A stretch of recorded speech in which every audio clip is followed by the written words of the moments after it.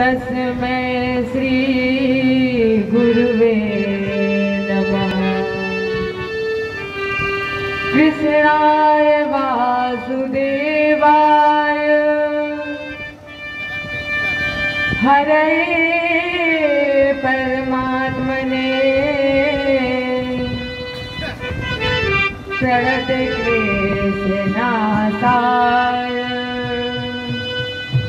गोविन्दाय नमो नमः। ब्रजे वसन्तं नवनीतचौरं गोपाङ्गनानां चदकुलचौरम्। अनेक जन्मार्जित पाप चौरम चौराग्यगण्यं पुरुषं नमामि। नारायणं नमस्कृत्य नरं चैव नरोत्तमम् देवीं सरस्वतीं व्यासं तथो जयमुदीरये। गिर को उठाए ब्रज गोपों को बचाए लीन हो। अग्नि से उबारे पांडु बालक मझारी के। राखो गज घंटा तले बालक विहंगम को। और लाखों व्रत नेम धर्म पांडु की नारी को। गज की अरज सुन ग्राह से छुड़ाओ शीघ्र। और भारत में राखो प्रण भीष्म ब्रह्मचारी को। तीन विगता में हारी संत सुखकारी है जो। अमोह तो भरोसो वाही सांवले बिहारी को। हे पारथ के सारथी लाखों बार प्रणाम। आकर डोर संभालिए मन की छुटी लगाम। भगत भक्त भगवंत गुरु चतुर नाम बपे। अतिन के पग बंधन किए नासक विघ्न करहु प्रणाम। करम मन वाणी और करहु कृपा सेवक सुत जानी। अतुलित बल धामन स्वर से लाभ दे हम। धनुज बन निशानम ज्ञानी नामग्रगण्यम्। सकल गुण निधानम वाणी नानामधीशम। रघुपत प्रिय भक्तम वात जातम नमामि। रघुपत प्रिय भक्तम वात जातम नमामि। रघुपत प्रिय भक्तम वात जातम नमामि। जय बोले कृष्ण भगवान की। रामचंद्र की जय। उमापति महादेव की जय। आदि शक्ति दुर्गे मैया की जय। भागवत भगवान की जय। बजरंग बली की जय। जय श्री राम। जय जय श्री राम। जय जय श्री राम।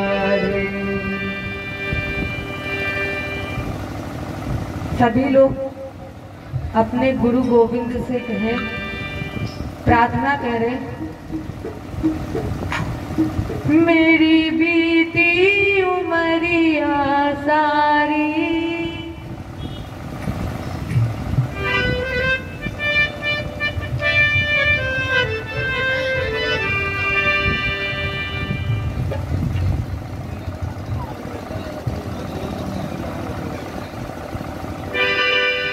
मेरी बीती उमरिया सारी बुला लो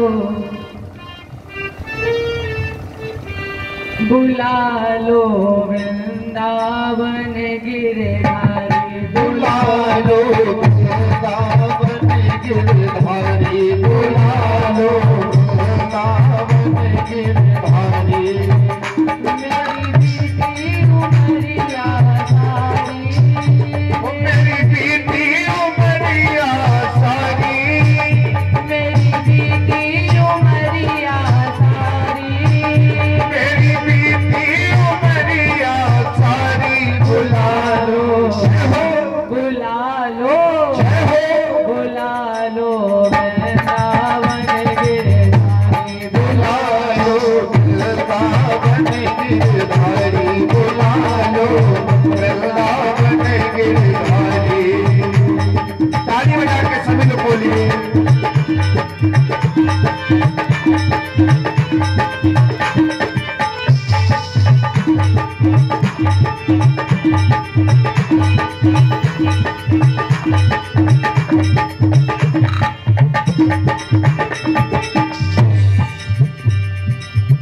मोह ममता ने डाला घेरा, मोह ममता ने डाला घेरा, ना कोई तुझे रास्ता तेरा, ना कोई तुझे रास्ता तेरा। दीन दयाल पकड़ लो भैया, दीन दयाल पकड़ लो भैया, अब केवल आस तुम्हारी, बुला लो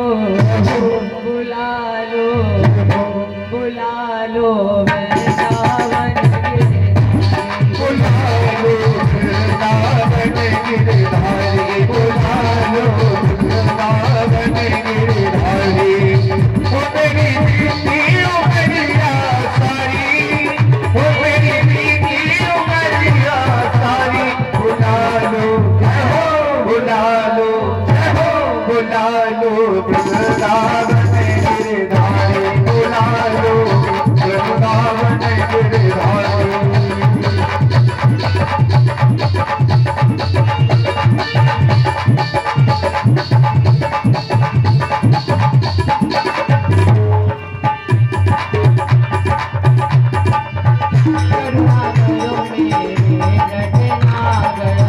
करुणा करो मेरे रटनागर, जीवन के मेरे खाली गागर, जीवन की नहीं खाली गागर। अपनी दया के सागर भर दो, अपनी दया के सागर भर दो, आई शरण तिहारी, बुला लो जय हो, बुला लो जय हो, बुला लो वृंदावन गिरधारी, बुला लो वृंदावन गिरधारी, बुला लो वृंदावन गिरधारी। मेरी बीती उमरिया सारी, मेरी बीती उमरिया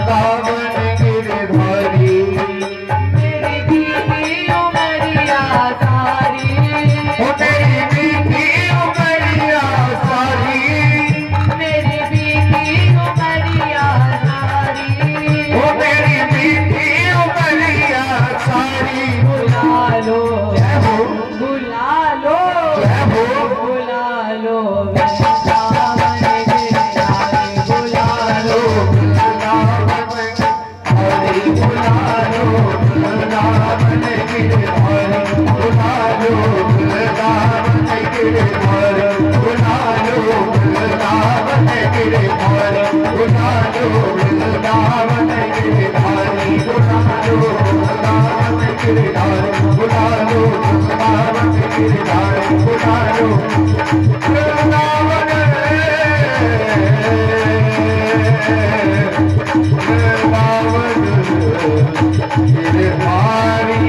गिरधारी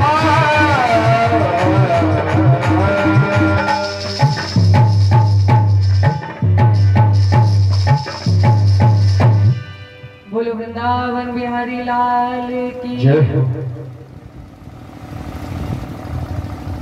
कल हम लोग श्रवण कर रहे थे कंस वध,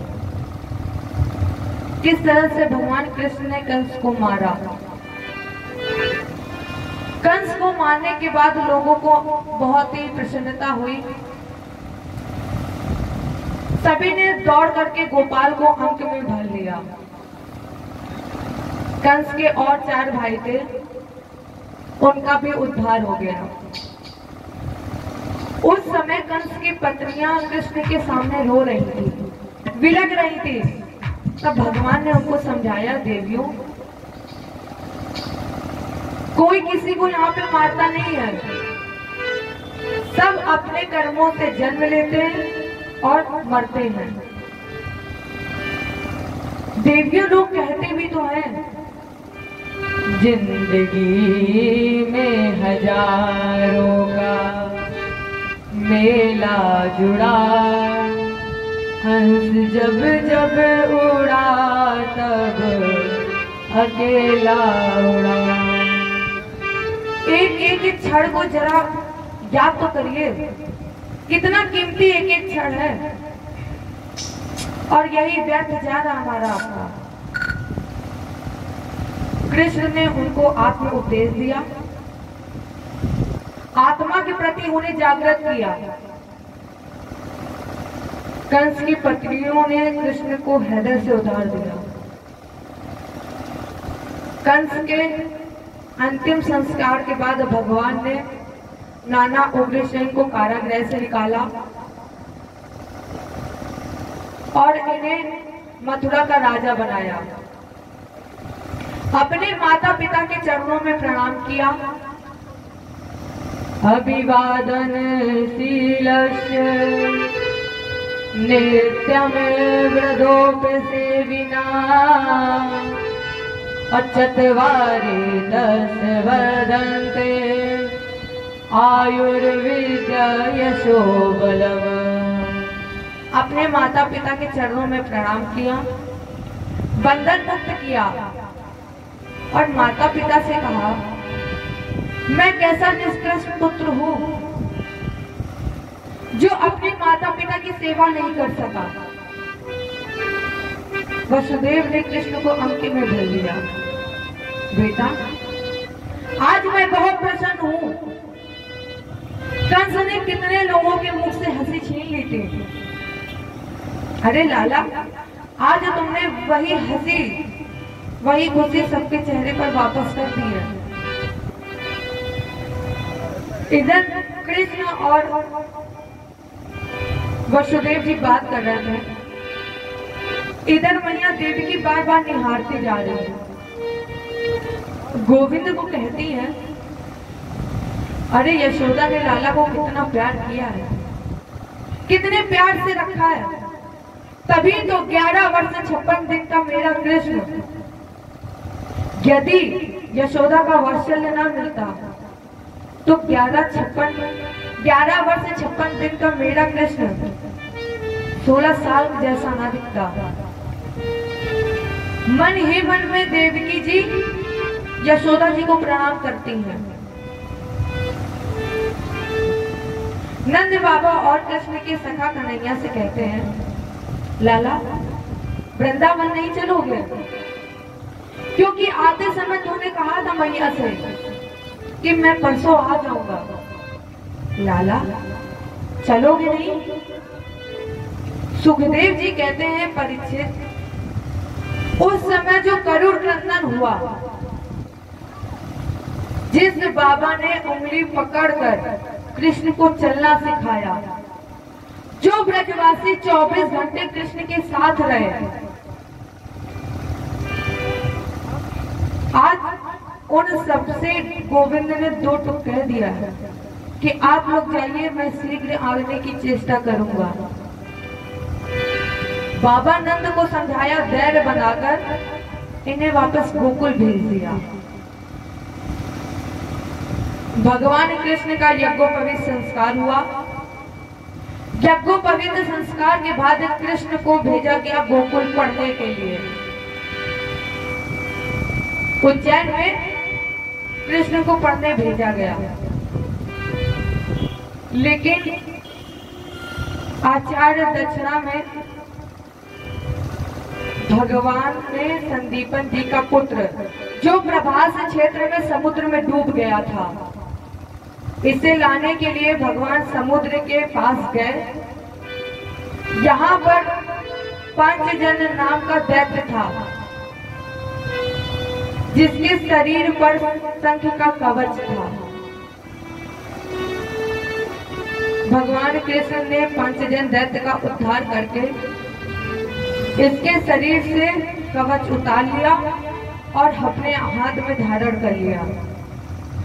अर्थात भगवान कृष्ण के हाथ में जो शंख है, ये नैवाहर्षमयम दैत्य पंचजन यो महान, ये पंचजन नाम के दैत्य का कवच है। यहाँ से भगवान के हाथ में शंख आ गया। यमराज के यहाँ से गुरुपुत्र लाकर दिया। गुरुजी ने आशीर्वाद दिया, जाओ पुत्र, आज से लोग तुम्हारी पावन कीर्ति का गायन करेंगे। तभी से भगवान कृष्ण का कीर्तन हर घर घर में होने लगा। गुरुजी का आशीर्वाद था इनको। इधर आशीर्वाद लेकर भगवान मथुरा लौट करके आए। यहाँ इनके एक मित्र था जिनका नाम था उद्धव। उद्धव जी ज्ञान के भंडार है, और हमने आपको कई बार निवेदन किया था, कई बार बताया है, को अस जन्मा है जग माही, प्रभुता पाई काय मद नाई। बाहुबल में अभिमान, धन बल में अभिमान, पद बल में भी अभिमान है, और ज्ञान बल में भी अभिमान है, और सम्मान बल में भी अभिमान है। उद्धव जी को किस चीज का अभिमान था? उद्धव को अभिमान था ज्ञान का। उद्धव जी को देखकर वसुदेव जी ने कहा उनसे, बेटा कृष्ण के पास जाओ और जाकर कन्हैया से पूछो कि जब से आया है ना, तब से ये रो क्यों रहा है, आजकल इतना चिंतित क्यों रहता है। उद्धव ने कहा, बाबा आप चिंता मत करो, मैं अभी जाता हूँ और जाकर के पूछता हूँ कि क्या हो गया, क्यों रोते हो, क्यों चिंतित हो। जैसे ही उद्धव जी कृष्ण के महल में प्रवेश किए, देखा कृष्ण बैठे बैठे रो रहे हैं। उद्धव ने जाकर प्रणाम किया, कहा, गोपाल मैं आपसे व्यक्तिगत एक प्रश्न करना चाहता हूँ, व्यक्तिगत रूप से कुछ पूछना चाहता हूँ। कन्हैया, क्या आपको मथुरा में कोई कष्ट है? क्या हम यदुवंशियों से कोई गलती हुई है, कोई अपराध हुआ है? अगर ऐसा है तो बता दीजिए। इस बात को गोविंद सुनकर अपने मंच से उठे और बोले, उद्धव मैं 1000 बार प्रयास करके भी ब्रज को नहीं भूल पाता, अपने ब्रज का विस्मरण नहीं कर पाता, ब्रज के सुख की स्मृति मुझे होती है। तो लगता है कि मैं जीवित क्यों हूँ, मेरे प्राण बचे क्यों हैं, मैं सुरक्षित क्यों हूँ। उद्धव, बाबा नंद के गोकुल का इतना बड़ा वैभव एक पल में छोड़ दिया। मेरी खुशी के लिए बाबा नंद ने गोकुल का इतना बड़ा वैभव एक पल में छोड़ा है। उधर आपको पता है, मैया जब मेरे लिए दूध लाती थी और मैं जरा सा भी दूध कम पीता था तो मैया तुरंत वैद्य जी को बुला लेती थी और कहती थी कि जरा मेरे लाला को देखो, आज मेरे लाला ने दूध कम क्यों पिया है, बीमार है क्या। मेरी माँ जब मुझे हृदय से लगाकर रो रही थी, मैंने यशोदा जी से झूठ बोला कि मैं परसों लौट आऊंगा। उद्धव, मैंने कितना बड़ा अन्याय किया है, क्या ये अन्याय नहीं है कि मैंने अपनी मैया से झूठ बोला कि मैं परसों आ जाऊंगा। अच्छा उद्धव, एक बात बताओ, मुझे उन ब्रजवासियों की याद आती है तो इसका मतलब है कि उन्हें भी मेरी याद आती होगी, वो लोग भी मुझे याद करते होंगे ना। जरा एक बार वृंदावन जाकर के देखो, एक बार मेरे ब्रजमंडल में जाओ, नंद बाबा, मैया, यशोदा, समस्त प्रेमियों सबको जाकर मेरा समाचार सुनाओ। उद्धव जी ने टेढ़ी नजर से देखा, वाह रे कन्हैया, याद आ रही है, परम ब्रह्म को याद आ रही है। अब ब्रजमंडल में जाकर के मैं समाचार दूं। बृहस्पति का शिष्य, यदुवंशियों का प्रवर मंत्री, अब जब मैं अजहद लक्षण का निरूपण करूंगा वेदांती भाषा में, क्या समझेंगे बेचारे ग्वालियर, मेरी ब्रज भाषा समझ में आएगी उनको। कृष्ण बोले, ओहो, इतना अभिमान है, जिन गोपियों ने परम ब्रह्म को नचा दिया है, उंगलियों पर नचा दिया, उन्हें उद्धव ग्वालियर समझता है। भगवान बोले, जाओ थोड़ा अपनी भाषा में समझाना, जा करके तो देखो। उद्धव ने रथ सजाया और प्रेम की नगरी वृंदावन की ओर चले। प्रेम की नगरी, वात्सल्य की नगरी वृंदावन, जहां पर प्रेम का सागर बहता है। आचार्य सुखदेव जी कहते हैं, महाराज, जिस दिन से कृष्ण वृंदावन को छोड़कर गए हैं, उनके मित्रों की स्थिति कैसे बन गई। ये छोटे छोटे ब्रजवासी, नन्हे नन्हे सखा, छोटे से ग्वाल बाल, जब सूर्य निकलता है ना, तो यही सखा, यही ब्रजवासी, यही ग्वाल बाल मथुरा मार्ग पर बैठ जाते हैं और मथुरा की ओर देखते रहते कि अब मेरा लाला आएगा, अब तो नहीं आएगा। लेकिन शाम तक जब कृष्ण नहीं आते हैं तो लौटकर उदास होकर के चले जाते हैं। कहते हैं, मैया, तेरा लाला कितना बड़ा कठोर है, आज भी नहीं आया, रात को सोते भी नहीं। अब नींद किसकी आंखों में होगी, एक ही चिंता थी कि कब मेरे लाला का दर्शन हो जाए। नित्य यही चलता रहा, सुबह होती थी, फिर ग्वालियर जाते थे, मथुरा के मार्ग पर बैठते थे, शाम हो जाती थी, नहीं आते थे, फिर लौट के आते थे। नित्य की भांति आज भी मथुरा के मार्ग में सारे ब्रजवासी सखा सब बैठे थे, बार बार देख रहे थे, कह रहे थे कि आज मेरा लाला जरूर आएगा, मेरा कन्हैया आज जरूर आएगा। तभी उन ब्रजवासियों को एक रथ आता हुआ दिखाई दिया। सभी ब्रजवासियों को लगा कि मेरा लाला आ गया, मेरा कन्हैया आ गया, तो सभी ब्रजवासी दौड़े।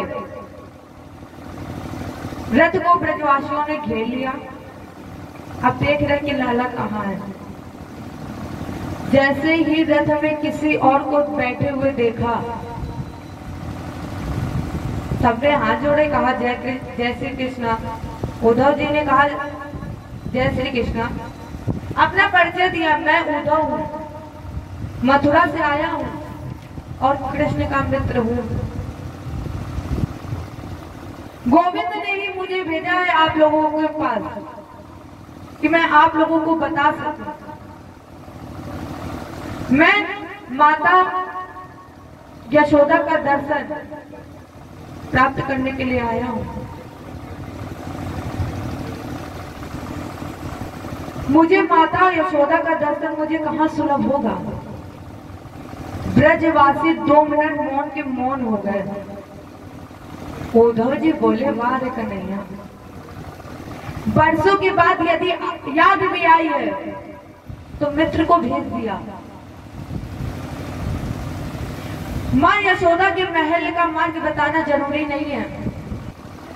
लाला की याद में रोते रोते जिनके नेत्रों की ज्योति समाप्त हो गई है, कृष्ण की याद में रोते रोते जिसकी श्रवण शक्ति कमजोर हो गई है, उस महल का मार्ग बताना जरूरी नहीं है।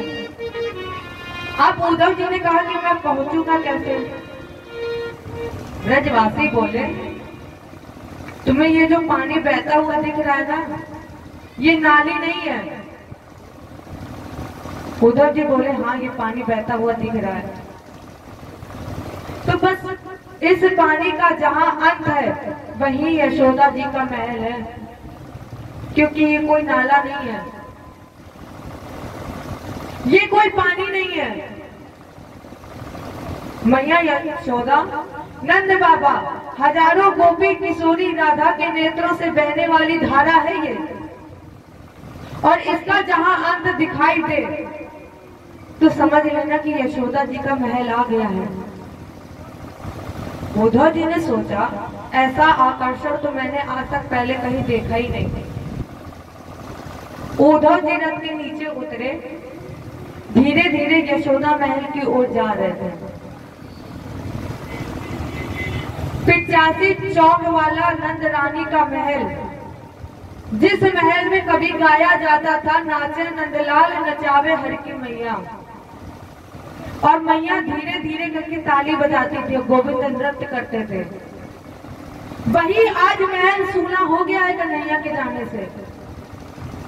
ब्रजवासियों ने कहा, उद्धव, ये जो विशाल महल दिखाई देता है ना, यही नंद रानी का है,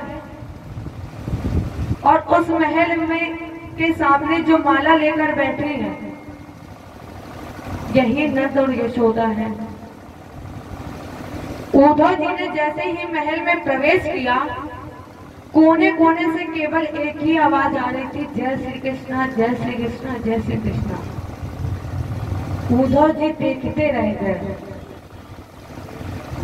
इस विचित्र प्रेम आकर्षण को उद्धव जी देखते रह गए।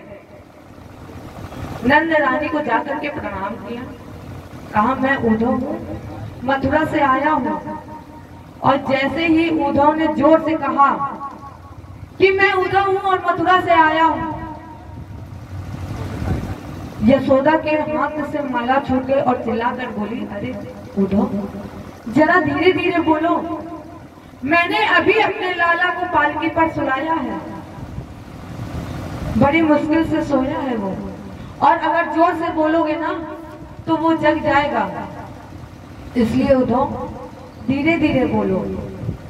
उद्धव ने कहा, हे भगवान, जिस गोविंद को अभी मथुरा छोड़कर आया हूँ, यशोदा बोल रही है कि मैंने पालना में सुनाया है।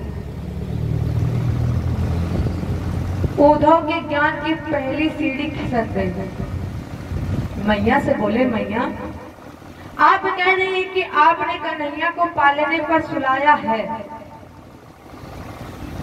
आपको छोड़कर कहीं नहीं गया, तो चलो मैं दिखाऊं। उद्धव को लेकर मैया जैसे ही पालने के पास पहुंची, धराम से गिर पड़ी और रोते हुए बोली, मैं कैसी पागल हूँ, लाला तो मुझे परसों ही छोड़ करके चला गया है। अब मैया यशोदा उद्धव जी को सारा सब कुछ, जहाँ जो भी कुछ हुआ अब तक सब बताते गए।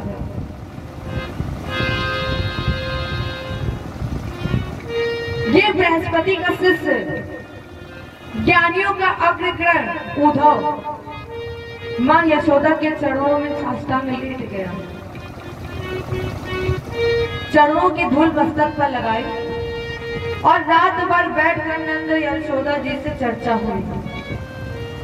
प्रातः हुआ, प्रातः होते ही मैया से कहा उद्धव जी ने कि मैं गोपियों का दर्शन करना चाहता हूँ, राधा रानी के दर्शन की कामना है मुझे।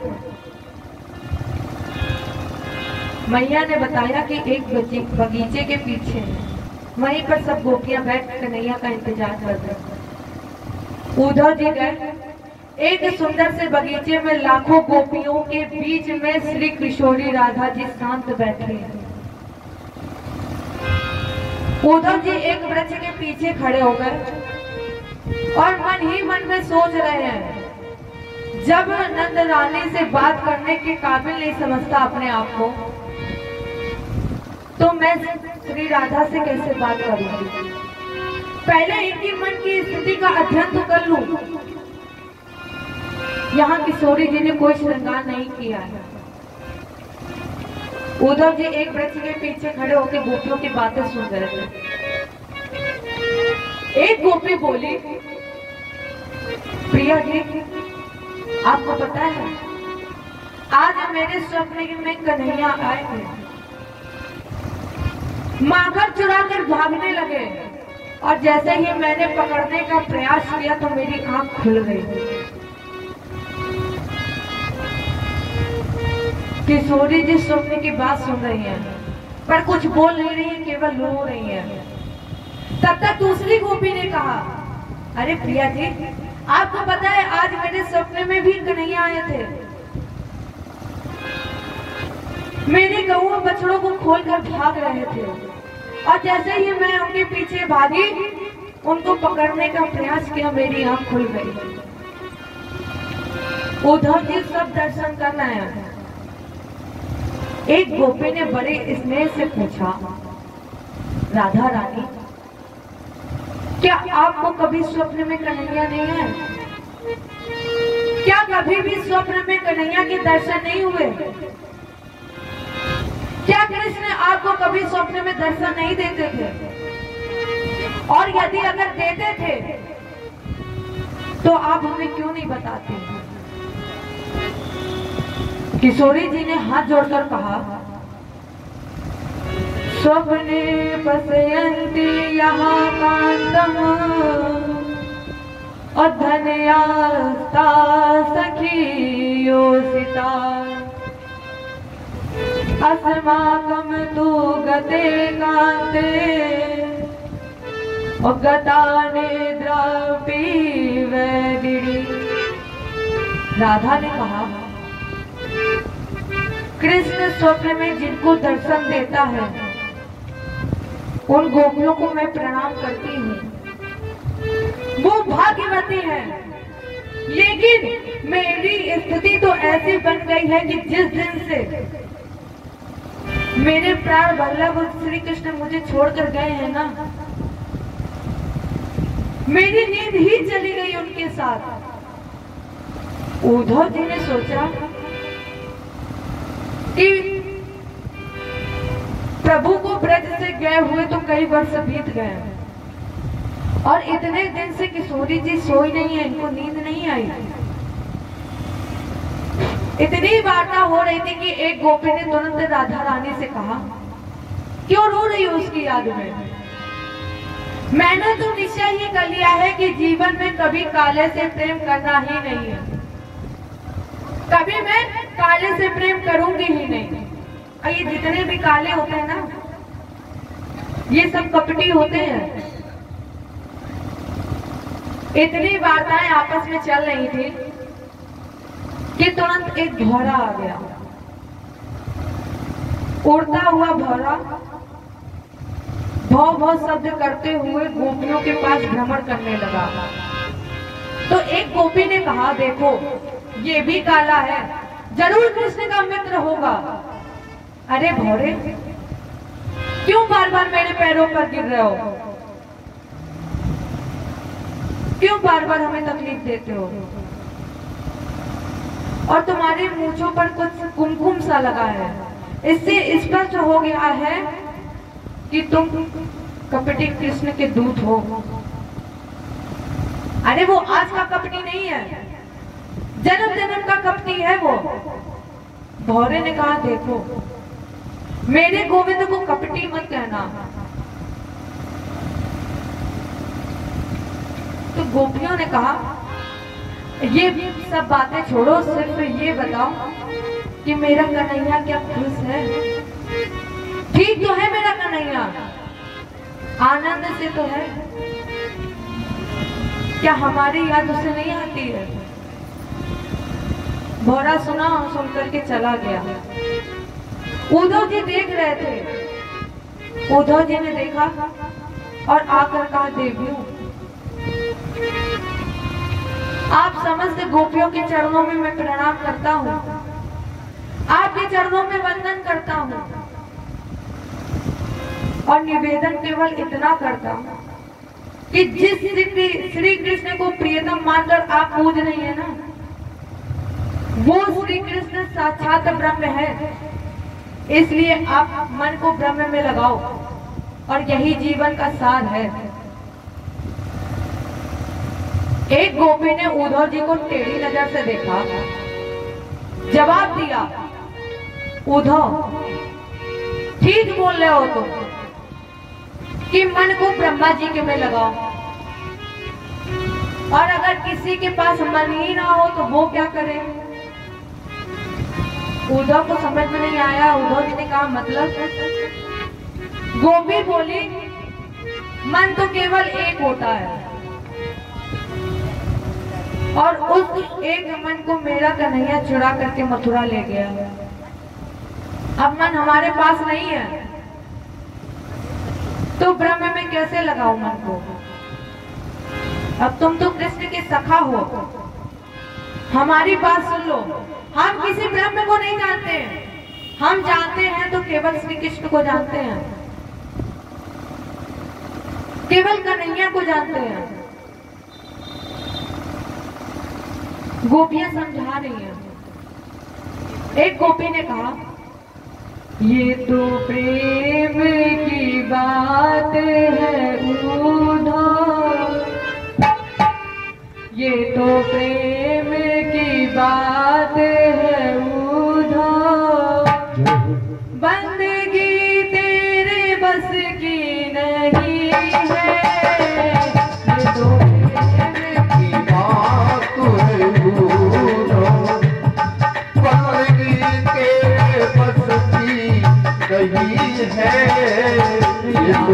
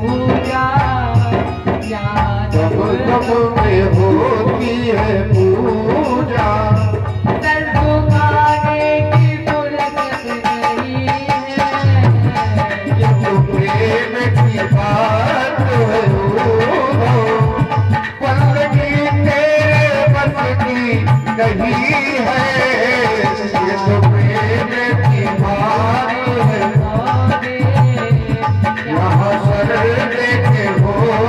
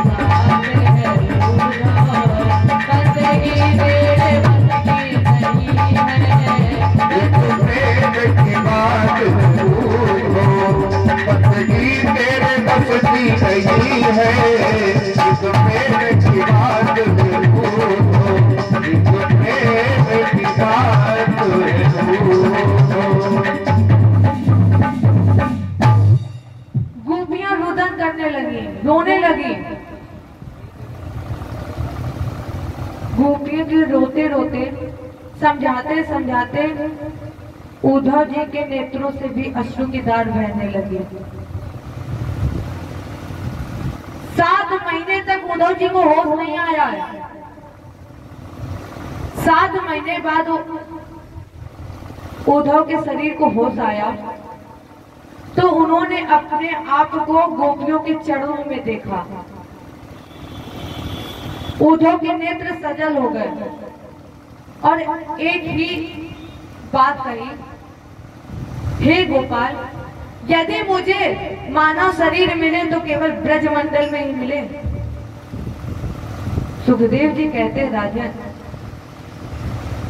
उद्धव के मना स्त्री बदल गई, एकदम विचारों से परिवर्तन आ गया। और आप आश्चर्य करेंगे कि उद्धव ने गोपियों को प्रणाम नहीं किया। उद्धव जी ने कहा है कि मैं इनको प्रणाम करने के काबिल नहीं हूं, इनके योग्य नहीं हूं। उद्धव जी ने गोपियों को प्रणाम नहीं किया, उद्धव जी ने उनके चरणों में जो धूल लगी थी उनको प्रणाम किया है।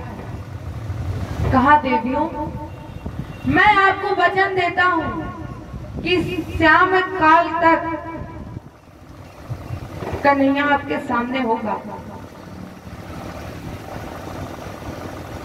उद्धव ने दौड़ लगा दी। जैसे ही 7 महीने बाद उद्धव जी मथुरा में पहुंचे, श्री कृष्ण के कक्ष में जैसे प्रवेश किया, मेरे गोविंद ने दौड़ करके उद्धव जी को गले लगा लिया और कहा, आइए ज्ञान जी। उद्धव ने कहा कि जले पर नमक छिड़क रहे हो, तुम्हारे समान निष्ठुर नहीं देखा मैंने आज तक, पूरे संसार में आज तक मैंने निष्ठुर नहीं देखा है। भगवान ने पूछा, क्या हुआ? उद्धव जी ने एक एक बात बताई और कन्हैया ने गले से लगा लिया। कहा, उद्धव जरा आंख बंद करो। उद्धव जी ने जैसे ही आंख बंद की, कन्हैया ने कहा, खोल करके तो देखो। उद्धव ने आंखें खोलकर देखा तो कृष्ण के बगल में राधा रानी विराजमान है। हजारों गोपियां वहां प्रकट हो गई। कृष्ण बोले, उद्धव, तुम्हें पता है बिना मेरे ये नहीं रह सकती और बिना इनके मैं नहीं रह सकता।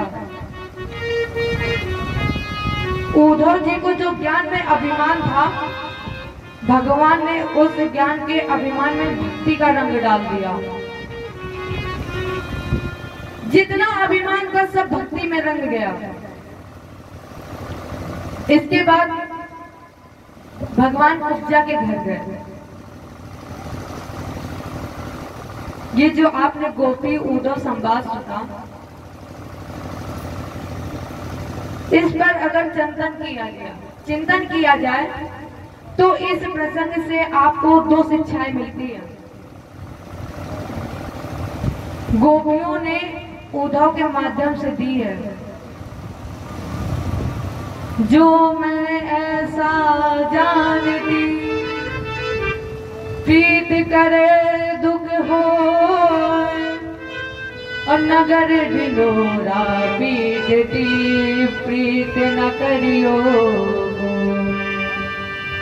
अगर मैं ऐसा जानती कि संसार में प्रेम करने का जो परिणाम है वो दुख है, तो मैं ये संदेश देती कि आज के बाद कोई प्रेम मत करना। लेकिन गोपी उद्धव संवाद ज्ञान और प्रेम की वार्ता है। इस वार्ता से एक निष्कर्ष निकला है, विरह जगावत प्रेम को और प्रेम जगावत जीव और जीव जगावत पीव को, पीव पीव सो पीव। विरह से प्रेम जागता है और जब प्रेम जाग जाता है तो वो जीव की जागृत कर लेता है, वो जीव को जागृत कर लेता है। और जब जीव जागृत हो जाता है तो निश्चित है कि वो परमात्मा को जागृत करने में सामर्थ हो जाता है। राजेंद्र इधर कंस की दो पत्नियां थी, अस्ति और प्राप्ति। अस्ति प्राप्तस्य कंसस्य और महीनो भरतस्य मते भरतारी दुखारते और इसमें पितुर ग्रहण। कंस की दो पत्नियां थी, अस्ति और प्राप्ति। ये मगध नरेश जरासंध की कन्याएं थी। अपने पति कंस के उद्धार के बाद ये रोती बिलखती जरासंध के दास दरबार में पहुंचे। जरासंध ने पूछा, देवी क्या हुआ इस विधवा रूप में, क्यों? अस्ति प्राप्ति ने बताया, वो 11.5 वर्ष का कौवे चलाने वाला कृष्ण, उसने आपके दामाद को मार दिया। जरासंध ने अपने दामाद की मृत्यु का बदला लेने के लिए 23 औक्षणिक सेना तैयार की। एक औक्षणिक सेना में 21,870 रथ, 21,870 हाथी, 1,09,350 सिपाही, 65,610 घुड़सवारी। ये एक औक्षणिक सेना है जिसका कुल योगफल है 2,18,700। तो जरासंध ने बदला लेने के लिए 23 औक्षणिक सेना तैयार की। बिहारी जी पर आक्रमण कर दिया। भगवान ने उस 23 औक्षणिक सेना को तारने के बाद जरासंध को छोड़ दिया। अब जरासंध को छोड़ दिया, ये अकेला रह गया। सोचने लगा कि अब लौट कर कैसे जाऊं, लोग क्या कहेंगे, समाज क्या कहेगा कि एक प्रतापी मगध नरेश जरासंध गौवे चराने वाले ग्वाले से हार गया, लोग मेरा परिहास करेंगे। और इस अपमान के जीवन से अच्छा है कि हम ये शरीर ही त्याग दें। अब समाज में मुंह नहीं दिखाएंगे। नारद जी आगे बोले, बेटा, दो पहलवान अखाड़े में जब कुश्ती लड़ते हैं तो दोनों तो जीतते नहीं है, एक जीतता और एक हारता है। क्या हारने वाला ये सोचता है क्या कि अब हम आत्महत्या कर लें? बल्कि हारने वाले को ये सोचना चाहिए कि आज से और ज्यादा ताकत करें, और ज्यादा ताकत इकट्ठी कर लें, जिससे अगले वर्ष फिर इसी अखाड़े में इसी पहलवान से कुश्ती लड़कर हम अपनी हार का बदला ले लें। जरा सा रामायण पढ़ी है, क्या लिखा है बाबा ने? अतिशय रगड़ करे जो कोई प्रकट अनर चंदन ते हुई। चंदन माने शीलता, चंदन शीलता प्रदान करता है। और जब वही चंदन अतिशय रगड़ा जाता है तब वो शीलता की जगह आग प्रकट कर देता है। उसी तरह जरासंध अभी कुछ बिगड़ा नहीं है। तो जरासंध ने देवर्षि नारद की प्रेरणा से 17 बार 23 औक्षणिक सेना तैयार की। हमारे ठाकुर जी ने बार बार जरासंध को छोड़ दिया और 23 औक्षणिक सेना का संहार कर दिया। अष्टादशम संग्रामे, और जब जरासंध ने 18वीं बार सेना तैयार की, नारद जी आ गए और कहा, आपकी बार जो तुम सेना तैयार करना उसमें ब्राह्मणों को, पंडितों को, आचार्यों को रखना। जरासंध ने कहा कि ये लड़ना क्या जाने, माँ कोई मंत्र थोड़ी ना होना है। नारद जी ने कहा जरा इतिहास पर दृष्टि डालिए, भगवान जब भी हारे हैं तो महात्माओं से हारे हैं। इधर नारद पहुंचे कालवन के पास। नारद जी ने कहा बेटा, अपने दुश्मन का जो दुश्मन है वो अपना मित्र है। कालवन तुम्हारा दुश्मन कौन है? बोले कृष्ण। हमें पता है कि कृष्ण का दुश्मन जरासंध है, तो तुम दोनों मित्रता कर लो और दोनों मिलकर चढ़ाई करो। कालवन ने कहा महाराज जी, अगर हम दो लोग मिलकर कृष्ण को हराएंगे तो हमारी वीरता नहीं होगी, मैं वीर नहीं कहलाऊंगा।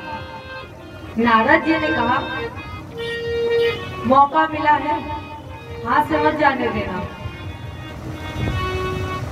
कालवन युद्ध में पराजित वो होते हैं जो अपने बैरी को अपने से कमजोर समझते हैं। जरासंध से मित्रता कर लो और चढ़ाई कर दो। नारद प्रेषितो वीरो यमुना प्रतदृश्यत। नारद जी की प्रेरणा से कालवन ने 3 करोड़ मिर्च इकट्ठे किए। अब एक तरफ से जरासंध 18वीं बार 23 औचरिक सेना के साथ। भगवान कृष्ण ने कहा दहुआ,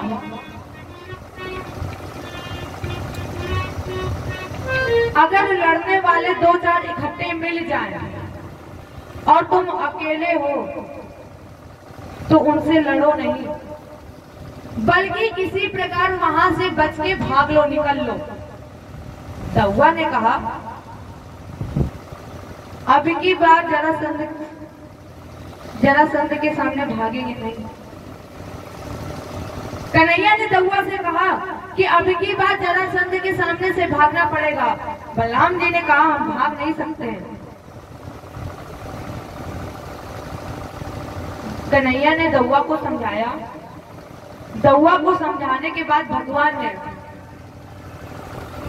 इति समंत्र भगवान दुर्गा द्वादश योजना अंतः समुद्रे नगरे कृषतनाथ भूतम चीकर। भगवान ने विश्वकर्मा को बुलाया और समुद्र के अंतः स्थल में 12 योजनम, 12 माने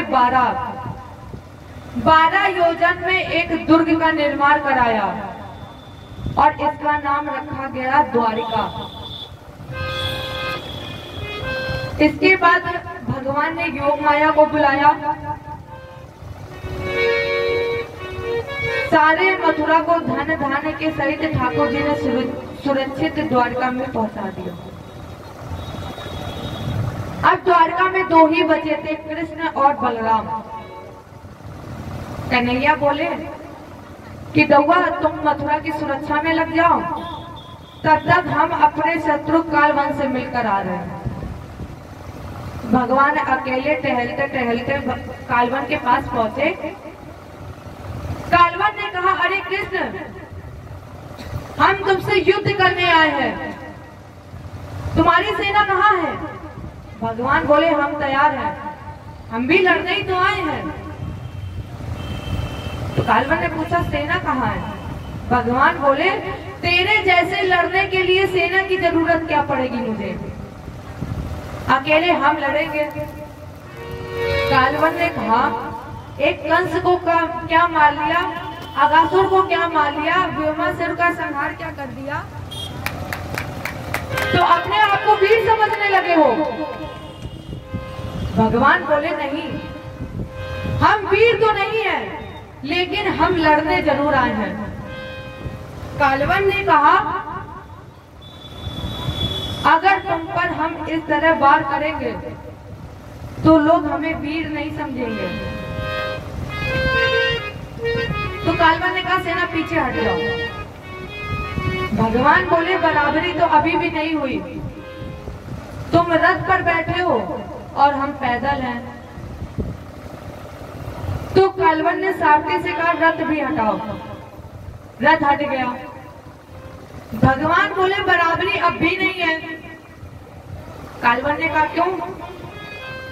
भगवान बोले देखो हम बिना शस्त्र के हैं और अभी भी तुम्हारे हाथ में धनुष बाण अस्त्र शस्त्र है, ये भी त्याग दिए। बोले अब बराबर के योद्धा हो। भगवान बोले तो फिर हाथ मिलाओ। जैसे ही कालवन ने हाथ मिलाने के लिए हाथ आगे बढ़ाया, अब आगे आगे कृष्ण है और पीछे पीछे कालवन। आगे आगे कृष्ण भाग रहे हैं और पीछे पीछे कालवन भाग रहा है। आवाज लगाई, अरे चलिए रुक जाओ, आज तुम्हें कालवन के हाथ से 3 लोक में कोई बचा नहीं पाएगा। मथुरा से राजस्थान में प्रवेश करके धौलपुर के पास एक गंध नाम का पर्वत है, उसी में प्रवेश कर गए। गुफा में प्रवेश कर गए और यहाँ पर एक मुचकुंद नाम का राजा पड़ा था। भगवान ने तन से पीतांबर उतारा और पैर से लेकर सर तक उड़ा दिया, ढक दिया। ढकने के बाद भगवान पत्थर की शिला के पीछे बैठ गए। अब ये अंदर आया कालवन। जैसे पीतांबर देखा, कहा अच्छा बड़े सो रहे हो, अरे उठो। अब जब कृष्ण हो तो इनको असर भी हो। कालवन कह रहा, अरे कन्हैया उठो, छलिया उठ जाओ। अब वो गहरी निद्रा में थे,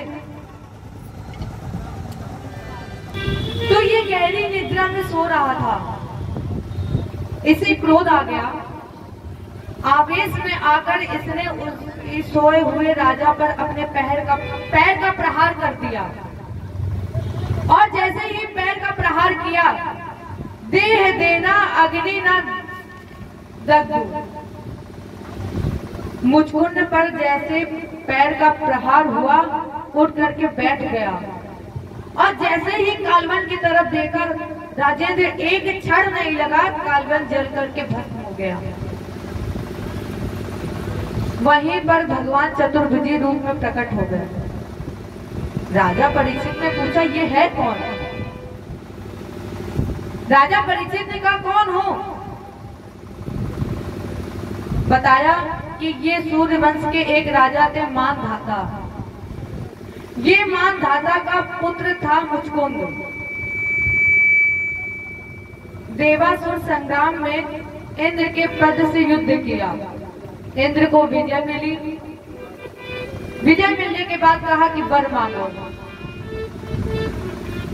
मुचकुंद ने कहा कि हम युद्ध करते करते थक गए हैं, हमें नींद आ रही है और मुझे वरदान दीजिए कि मैं सो जाऊं और जो भी मेरी निद्रा में विघ्न डाले, व्यवधान डाले, वो मेरे देखते देखते जल करके भस्म हो जाए और वहीं पर मुझे भगवान चतुर्भुजी के रूप में दर्शन देने आए। इंद्र के वरदान से बड़ा सो रहा था। जैसे ही कालवन ने व्यवधान डाला, व्यवधान डालने के बाद कालवन को देखा तो जल करके भस्म हो गया और वहीं चतुर्भुजी रूप में भगवान प्रकट हो गए। मुचकुंद ने प्रश्न किया, प्रभु आप कौन हैं? प्रभु आपके चरण तो कमल के पंखुड़े से भी ज्यादा नाजुक है,